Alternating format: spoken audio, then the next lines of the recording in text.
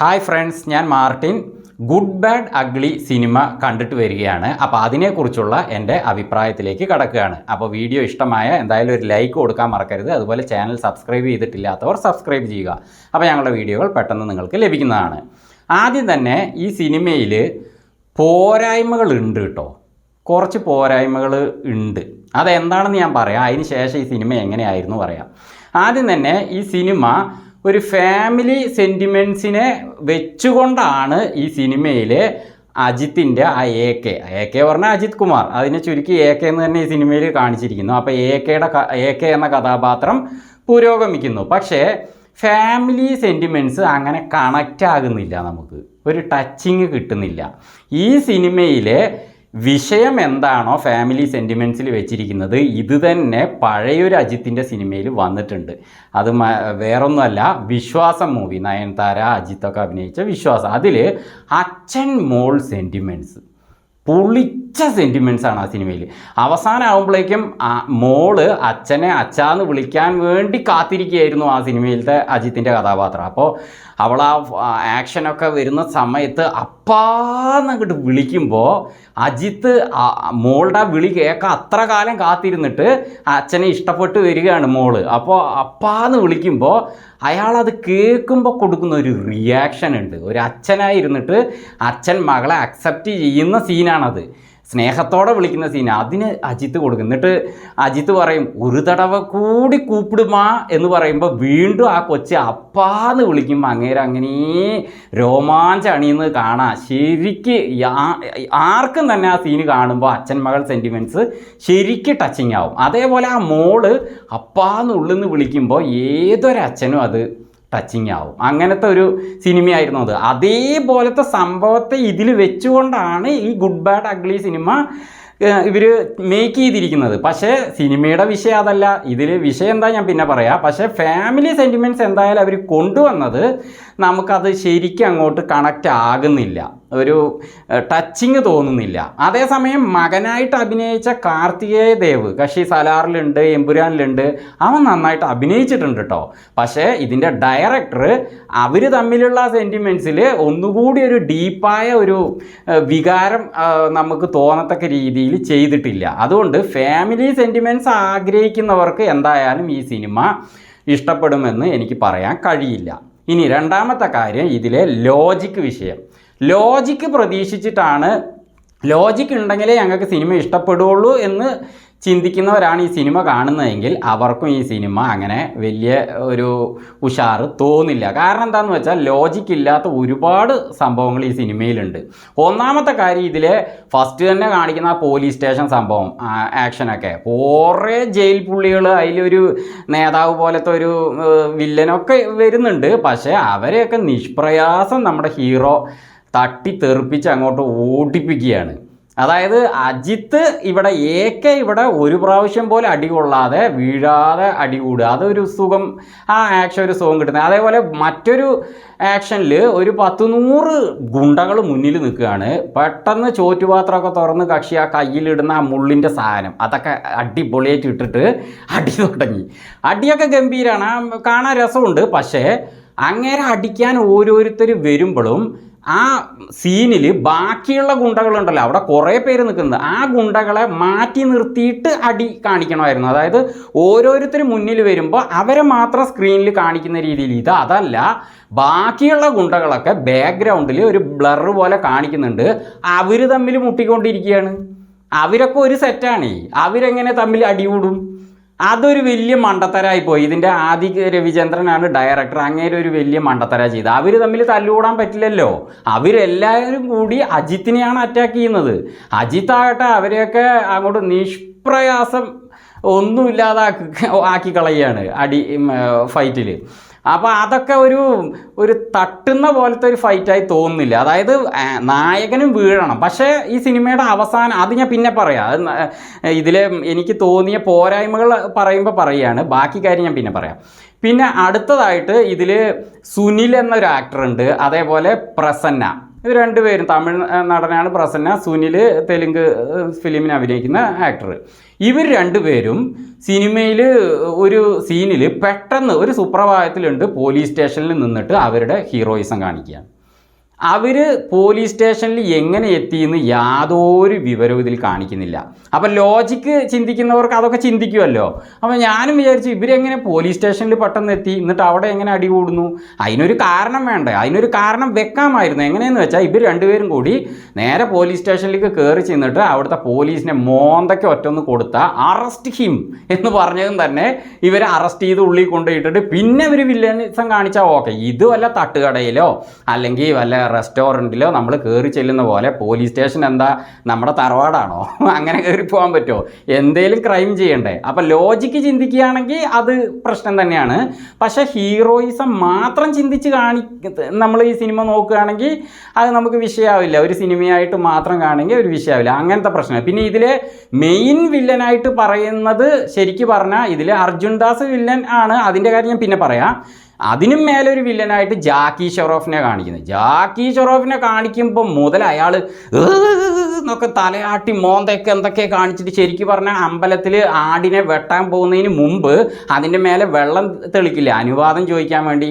അപ്പോൾ അത് കാണിക്കുമ്പോൾ അനുവാദം ആയി പറഞ്ഞിട്ട് വെട്ടില്ലേ, ആ മോഡലിൽ വെള്ളം തെളിച്ച ആട് എങ്ങനെ തല കുലുക്കും അതുപോലെ ഇയാൾ തല കുലുക്കിയും കൊണ്ട് എന്തൊക്കെ കോപ്രായം കാണിച്ചുകൊണ്ട് ഒരു വില്ലനായിട്ടേ തോന്നുന്നില്ല ജാക്കി ഷെറോഫിനെ.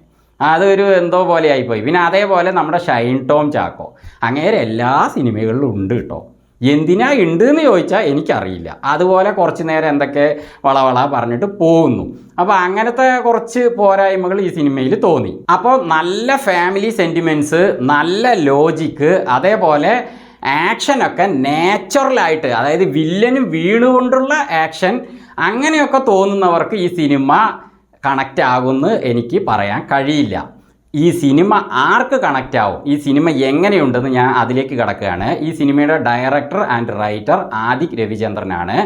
അദ്ദേഹം ഈ സിനിമ 100% മേക്ക് ചെയ്തിരിക്കുന്നത് അജിത്തിൻ്റെ ഫാൻസിന് വേണ്ടി മാത്രമാണെന്ന് എനിക്ക് പറയാൻ സാധിക്കും. കാരണം ഈ സിനിമയിൽ അങ്ങേര് നല്ല ബ്രില്യൻസ് ആയിട്ടൊരു കാര്യം ചെയ്തിട്ടുണ്ട്. അതെനിക്ക് നല്ല ഇഷ്ടപ്പെട്ടു. അതെന്താ സംഭവം എന്ന് വെച്ചാൽ അജിത്തിൻ്റെ പഴയ ഹിറ്റ് സിനിമകളില്ലേ, ആ സിനിമകളത്തെയൊക്കെ കഥാപാത്രങ്ങളെ അദ്ദേഹം ഇതിൽ കൊണ്ടുവന്നിട്ടുണ്ട്, ആദിക് രവിചന്ദ്രൻ. അതൊരു സൂപ്പറായി, എനിക്കത് നല്ല ഇഷ്ടമായി. കാരണം ഇപ്പം പറയുകയാണെങ്കിൽ വാലിത്തെ ശിവ, പിന്നെ അമർക്കളം, വേതാളം, പിന്നെ ദിന, ബില്ല, ഇതിലത്തെ ഒക്കെ അജിത്തിനെ ഇതിലേക്ക് അങ്ങേര് കൊണ്ടുവന്നിട്ടുണ്ട്. അപ്പോൾ അതിലത്തെ ക്യാരക്ടറുകളെ പിക്ചർ ആനിമേഷനിലൂടെയും അതേപോലെ കഥാപാത്രങ്ങളായിട്ട് തന്നെ ഈ സിനിമയിൽ കാണിക്കുമ്പോൾ നമുക്ക് ആ സിനിമയിലെ ആ ഹിറ്റായി നിൽക്കണ നമ്മുടെ മനസ്സിൽ നിൽക്കുന്ന അജിത്ത് അവിടെ റൈസ് ആവുമല്ലേ. അപ്പോൾ ഈ സിനിമയിലത്തെ AKയോട് നമുക്ക് പ്രത്യേക ഇൻട്രസ്റ്റും ഒരു ഹൈപ്പും വരികയാണ്. അപ്പോൾ അവിടെ കയ്യടി നേടുകയാണ് ഈ ഡയറക്ടറിൻ്റെ ബ്രില്യൻസിലൂടെ ഈ സിനിമ.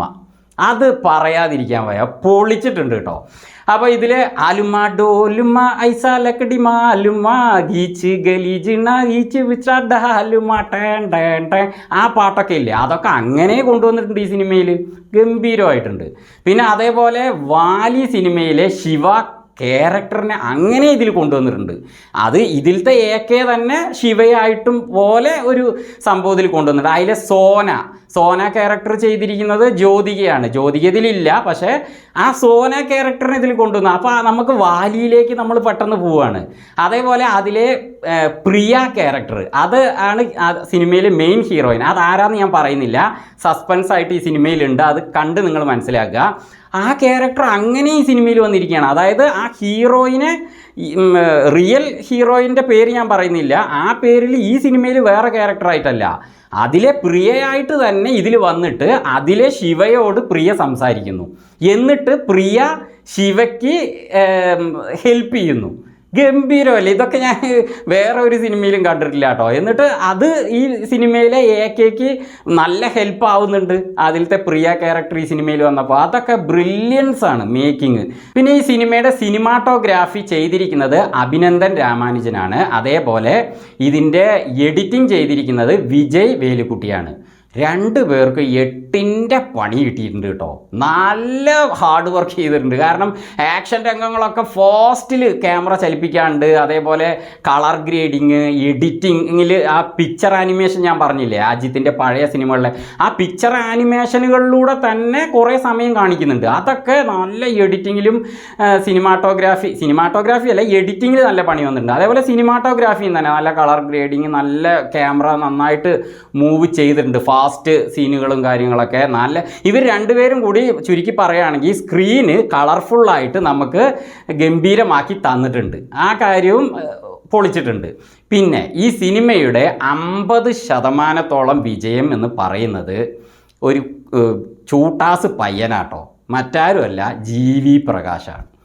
കക്ഷിയുടെ മ്യൂസിക്, ഈ വീരധീര ശൂരനിൽ വിക്രമിന് വേണ്ടി കക്ഷി കൊടുത്ത മ്യൂസിക്, ഞാൻ സത്യം പറഞ്ഞാൽ ആ സിനിമയിൽ ഈ സിനിമയിലാണ് GV പ്രകാശിൻ്റെ മ്യൂസിക് ഇത്രയധികം കണ്ടിട്ടില്ല. ഞാൻ അന്തം വിട്ടുപോയി.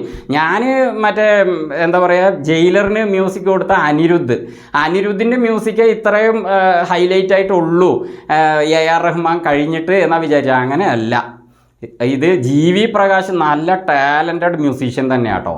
ആ വിക്രമിൻ്റെ ആ പടത്തിൽ ത്രില്ലിംഗ് ഉള്ള മ്യൂസിക്കാണ് കക്ഷി ഓരോ സീനിലും കൊടുത്തത്. ഇതിലാണെങ്കിലോ അജിത്തിൻ്റെ ആ കുത്ത് സോങ്സ്, അതേപോലെ ഹീറോയിസത്തിന് തകുന്ന പോലെ ഓരോ സീനിനും മ്യൂസിക് കൊടുത്തിരിക്കുകയാണ്. കുത്ത് മ്യൂസിക് ഗംഭീരമായിട്ടുണ്ട്. സിനിമ തുടങ്ങിയത് മുതൽ അവസാനം വരെ ഒരു ദീപാവലി പടക്കം രാവിലെ തുടങ്ങി രാത്രി തുടങ്ങി രാവിലെ വരെ പൊട്ടിക്കില്ലേ തമിഴ്നാട്ടിൽ, ആ ഒരു അനുഭൂതിയാണ് എനിക്ക് ലഭിച്ചത് കേട്ടോ. തിയേറ്ററിൽ കയറിയ മുതൽ ഇറങ്ങണവർ അതുപോലെ കുത്തുസൂങ്ങും ആക്ഷനും പാട്ടുകളും ഒക്കെ ആയിട്ട്. ഇതിലൊരു പോലീസ് വണ്ടിയിൽ വെച്ചിട്ട് അപ്പാ കാപ്പാത്തവർ പറ ഇത് ഉനക്ക് അപ്പാമാരിത്താ എന്ന് പറഞ്ഞതും തന്നെ ഒരുത്തൻ ഇറങ്ങി കയ്യിൽ വിലങ്ങ് വെച്ചിട്ട് പൊരിഞ്ഞ ഡാൻസ്. അവൻ വെക്കുന്ന ഓരോ സ്റ്റെപ്പിനും ആ കുത്ത് മ്യൂസിക് കറക്റ്റ് സൂട്ടാവുന്നുണ്ട്. അത് നമുക്ക് എൻജോയ് ചെയ്യാൻ പറ്റുന്നുണ്ട്. അതിലൊക്കെ ഒരു ബ്രില്യൻറ്റ് മേക്കിംഗ് ആണ് കേട്ടോ. അപ്പോൾ ശരിക്കും പറഞ്ഞാൽ അജിത്തിൻ്റെ ഫാൻസ്, അതേപോലെ അജിത്തിൻ്റെ സിനിമ ഇപ്പം ഒരു ആക്ടറുടെ മാത്രം ഫാൻസായി നിൽക്കാതെ ഏത് ആക്ടറിനെയും ഇഷ്ടപ്പെടുന്ന ആ ഗണത്തിൽപ്പെട്ടവരും അജിത്തിനെ ഇഷ്ടപ്പെടുന്നവരും ഉണ്ടാവുമല്ലോ. അവർക്കും അജിത്തിൻ്റെ പഴയ ഹിറ്റ് സിനിമകളൊക്കെ കണ്ടവർക്കൊക്കെ ഈ സിനിമ കണക്റ്റ് ആകും. കാരണം അജിത്തിൻ്റെ ഹീറോയിസത്തിനെ പൊക്കി കാണിച്ചുകൊണ്ടുള്ള ഒരു സിനിമയാണ് ഗുഡ് ബാഡ് അഗ്ലി. ആ കാര്യത്തിൽ ഇവർ വിജയിച്ചിട്ടുണ്ട്. അജിത്തിനെ മുട്ട് കുത്തിച്ചു എന്ന് പറഞ്ഞാൽ അത് ഈ സിനിമയിലെ വില്ലന്മാരിൽ ആരാണ് പറഞ്ഞാൽ അത് അർജുൻ ദാസാണ്. അവസാനത്തെ ആ ഫൈറ്റൊക്കെ പുള്ളിയും ഒപ്പത്തിനൊപ്പം നിന്നിട്ട് നല്ല പൊളിച്ച ആക്ഷൻ തന്നെ സിനിമയിലുണ്ട്. അതൊക്കെ എനിക്കിഷ്ടമായി. അവസാനത്തെ ആക്ഷനൊക്കെ എനിക്കിഷ്ടമായി. കാരണം അതിൽ വില്ലനും നല്ലൊരു പ്രാധാന്യം കൊടുത്തിട്ടുണ്ട്. അത് നന്നായി വന്നിട്ടുണ്ട്. അതേപോലെ അർജുൻ ദാസിൻ്റെ സൗണ്ട് എന്ന് പറഞ്ഞാൽ നമ്മുടെ പഴയ അന്തരിച്ചു പോയ രഘുവരൻ സാറുടെ ഏകദേശം സൗണ്ടാണ്. അങ്ങേരുടെ മകനൊന്നും അല്ല അർജുൻ ദാസ്, പക്ഷേ എന്നാലും ആ സൗണ്ട് കേൾക്കുമ്പോൾ രഘുവരനെ നമുക്ക് ഓർമ്മ വരുള്ളൂ. ആ ഒച്ച ഡേ എങ്കടാ എന്നൊക്കെ പറഞ്ഞിട്ടുള്ള ആ ഒച്ച, അത് അർജുൻ ദാസിനാണ് കിട്ടിയിരിക്കുന്നത്. അജിത്തിൻ്റെ ഹീറോയിസത്തിന് വേണ്ടിയിട്ട് കാണുകയാണെങ്കിൽ ഈ സിനിമ നമുക്ക് ഓക്കെ ആയിരിക്കും. പക്ഷേ ഞാൻ നേരത്തെ പറഞ്ഞ സംഭവങ്ങളില്ലേ, അങ്ങനത്തെ കാര്യങ്ങളൊക്കെ ചിന്തിക്കുകയാണെങ്കിൽ അവർക്ക് ഈ സിനിമ സൂട്ടാവില്ല. ബാക്കി എല്ലാവർക്കും കണ്ടിരിക്കാൻ പറ്റിയ സിനിമ തന്നെയാണ് ഗുഡ് ബാഡ് അഗ്ലി.